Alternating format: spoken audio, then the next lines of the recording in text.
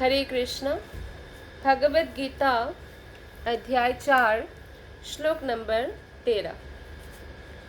चातुर्वर्ण्यं मया सृष्टं गुणाकर्मा विभागशः तस्य कर्तारमपि मां विद्य कर्तारमव्ययम्। चातुर्वर्ण्यं मया सृष्टं गुणाकर्मा विभागशः तस्य कर्तारमपि मां विद्य कर्तारमव्ययम्। अनुवाद और तात्पर्य श्रील प्रभुपाद के द्वारा। श्रील प्रभुपाद की जय। अनुवाद। प्रकृति के तीनों गुणों और उनसे संबद्ध कर्म के अनुसार मेरे द्वारा मानव समाज के 4 विभाग रचे गए। यद्यपि मैं इस व्यवस्था का स्रष्टा हूँ, किंतु तुम यह जान लो कि मैं इतने पर भी अव्यय अकर्ता हूँ। तो ये श्लोक बहुत ही महत्वपूर्ण है। तो ये जो 4 वर्ण है, ब्राह्मण, क्षत्रिय, वैश्य, शूद्र, और जो 4 आश्रम है, ब्रह्मचारी, गृहस्थ, वानप्रस्थ और संन्यास, इसको वर्णाश्रम पद्धति बोलते हैं। तो ये जो 4 वर्ण है, भगवान श्री कृष्ण कहते हैं कि मानव समाज के जो 4 विभाग है, चातुर्वर्ण्यम मया सृष्टम, मैंने बनाया है ये विभाग। कैसे? गुण कर्म विभागशः, गुण और कर्म के अनुसार, जन्म के अनुसार नहीं। जो आजकल के लोग जो कास्ट सिस्टम शुरू कर दिया है, जन्मों के अनुसार। कोई अगर जन्म से ब्राह्मण है, भले ही वो मांस खाता रहे, फिर भी वो ब्राह्मण बोलते हैं अपने आप को, है ना। जबकि जो सत्वगुणी है वही उन्हीं को ब्राह्मण माना जाता है। गुण मतलब जो गुण के अनुसार सात्विक है, कर्म के अनुसार ब्राह्मण का कार्य कर रहे हैं, समाज को आध्यात्मिक ज्ञान प्रदान कर रहे हैं या आध्यात्मिक कार्य कर रहे हैं, आध्यात्मिक जीवन पूर्णतया जी रहे हैं, वो ब्राह्मण है। लेकिन समाज जो है उसमें ऐसा हो गया कि जन्म के हिसाब से लोगों ने उसे डिवाइड कर दिया। लेकिन कृष्ण ने इस श्लोक में साफ साफ बताया कि जन्म के हिसाब से नहीं, गुण कर्म विभागशः, गुण और कर्म के अनुसार मैंने विभाजित किया है।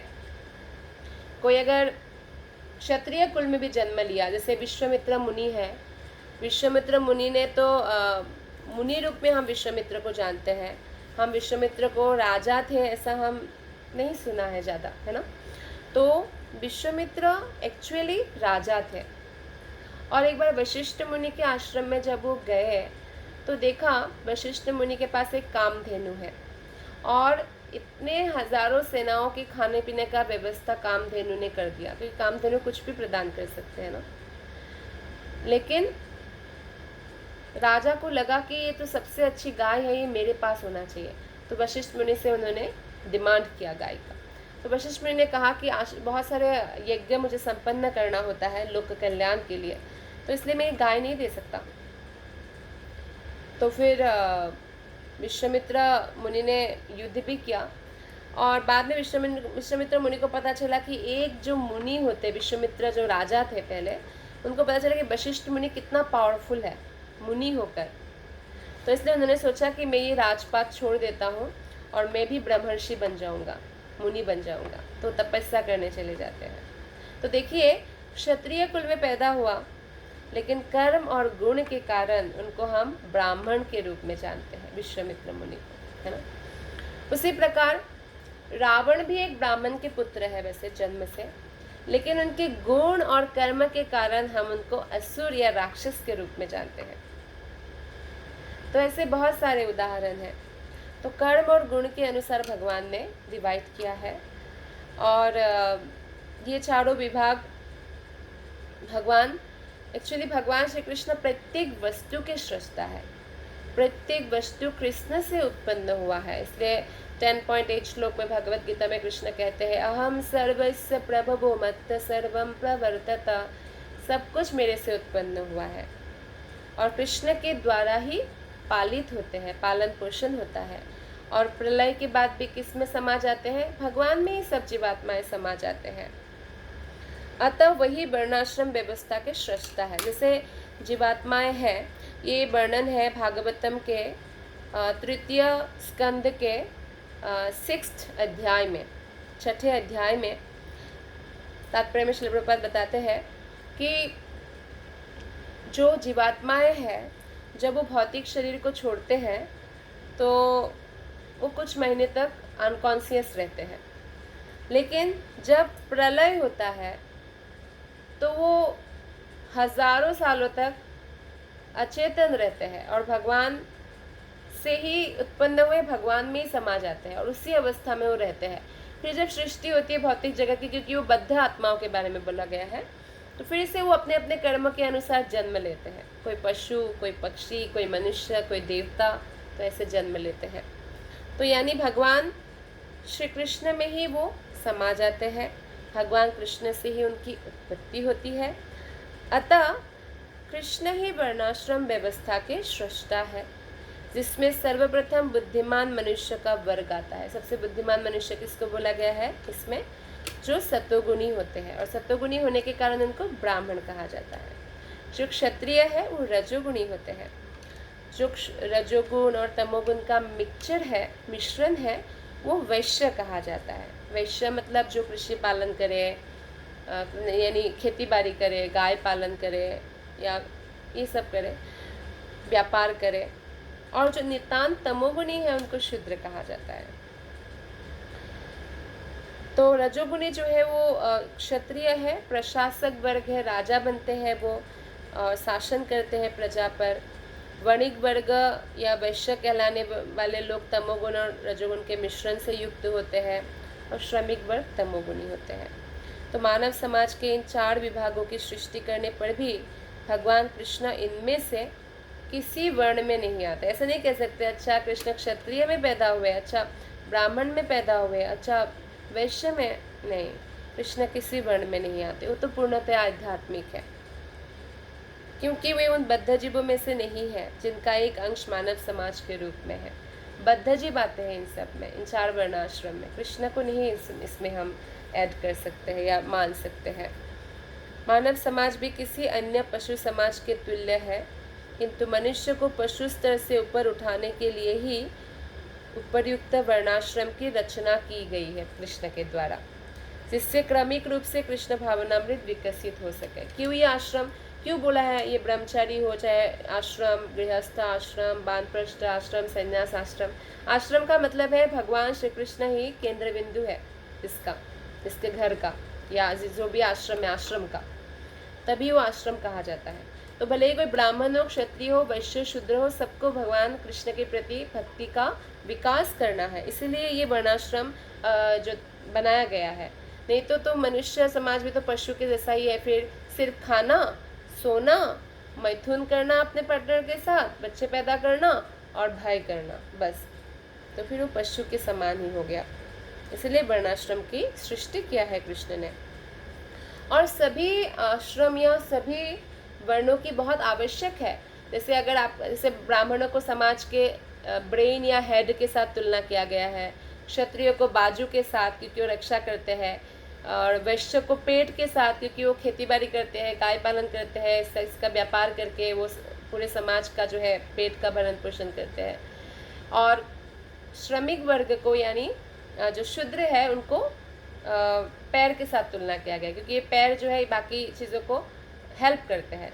तो शूद्र को बाकी तीनों को हेल्प करना चाहिए, तीनों की सेवा करनी चाहिए ताकि वो लोग अच्छे से कार्य कर पाए।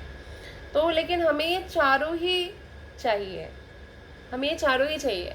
ऐसा नहीं है कि अच्छा सर नहीं हो या पेट नहीं हो या हाथ बाजू ना हो या पाँव ना हो, तो फिर वो हैंडीकैप हो जाता है, राइट।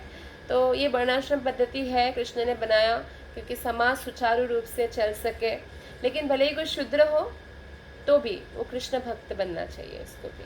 जैसे कि एक बार युधिष्ठिर को जब द्रोणाचार्य ने कहा कि अपने से कोई खराब, अपने से कोई कम किसी को ढूंढ के लाओ, तो ढूंढने जाते हैं तो देखते हैं कि एक शूद्र एकादशी के दिन कुआं से पानी निकाल रहे थे, क्योंकि उस समय शूद्र भी एकादशी पालन करते थे और निर्जल पालन करते थे।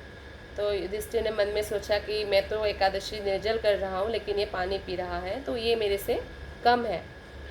तो लेकिन देखता है कि पानी उठा के तो बछड़े को पिला रहे हैं। तो युधिष्ठिर के मन में बहुत ग्लानि हुई कि मैं ही इनसे भी नीच हूँ, क्योंकि मैंने इनके बारे में इतना खराब कैसे सोचा, भले ही वो शूद्र है लेकिन भगवान कृष्ण के भक्त हैं। तो ऐसा वर्णाश्रम व्यवस्था में सब व्यक्ति सुखी रहते हैं।